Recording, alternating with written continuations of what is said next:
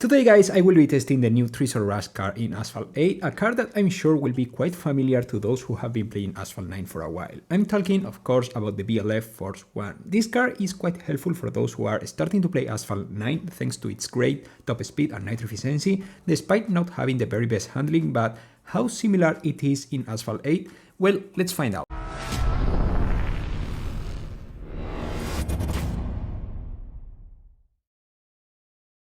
Okay, so first of all, in Asphalt 8 the VLF Force 1 is an S-Class car, while in Asphalt 9 Legends is an A-Class car, but in today's video I won't focus that much on its class, since the performance is quite different from one game to the other. In Asphalt 8, as far as I could test, is a car which accelerates extremely quickly in a similar way to cars like the Faraday Future, the Deus Bayan or the Pininfarina Automobili Battista. With this I mean that this car has a great speed recovery but not the very best first phase acceleration, which won't make it an ideal choice for being the first car you could use in most of the gauntlet tracks, unless you play on tracks like Sector 8. My VLF is completely maxed out in Asphalt 8 and I will be doing a few multiplayer races in Master Season since, well, I have been too lazy these last few days and I'm still a Golden League in Classic, so Master multiplayer is better than nothing. Also, as you guys will be able to see on your own, I'm quite rusty, so these races won't be top-notch ones, but I think most of them are useful enough for me to explain my thoughts about this car, so let's begin with them. The first thing you realize about this car is of course the acceleration, because it has a quite solid acceleration which allows this VLF Force 1 to reach its top speed in 2.2 seconds, which is basically the same as the Faraday Future FF01, and it takes around 6.45 seconds to this car to reach the Tokyo Wall, which is better than cars like the Deus or Battista, but is 0.1 seconds slower than the Bugatti Chiron 300 Plus, which, despite it has a completely different way of accelerating, it's useful to point out how solid this VLF acceleration actually is. The second thing you realize about this car is the nitro efficiency, which is quite good with triple tap, but I think it will be better if you use perfect nitro for longer tracks, you know, just in case. Then we have the handling, because this car has a quite decent handling which allows it to steer with a feeling between the Battista and the Faraday Future FF01, and while it's true that the car isn't super light, of course, it feels quite alright, so that's why I decided to use those two cars as a reference. However, the biggest problem this car has is, with no room for any doubts, the drift radius, because this VLF Force 1 drift radius is quite wide, and you will realize about this if you try to take sharp corners, like for example the S corners in Azure Coast, Patagonia or the Sector 8 Spiral. You know, it's not a major issue, but it certainly makes the car a bit more challenging to control. Up to this day, and after trying so many cars with great speed recovery that have bad drift radius, I'm still surprised of how cool the Asphalt 8 developers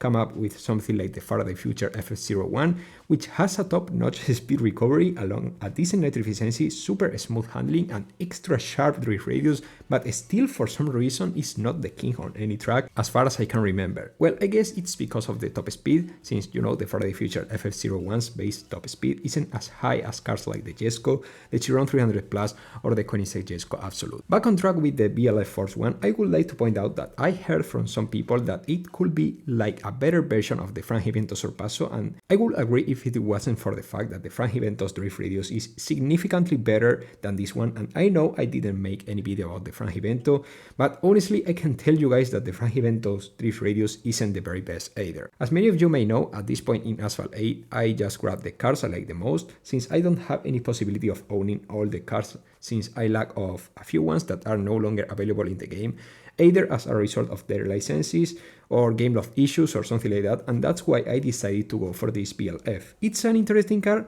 Well, it's certainly challenging to drive. Is a king? Well, on the right hands it could definitely make great times. It's better than the McLaren Solus GT? Well, of course it is. I'm still not even interested in going for the Solus GT at all. I would rather go for the Sterato instead.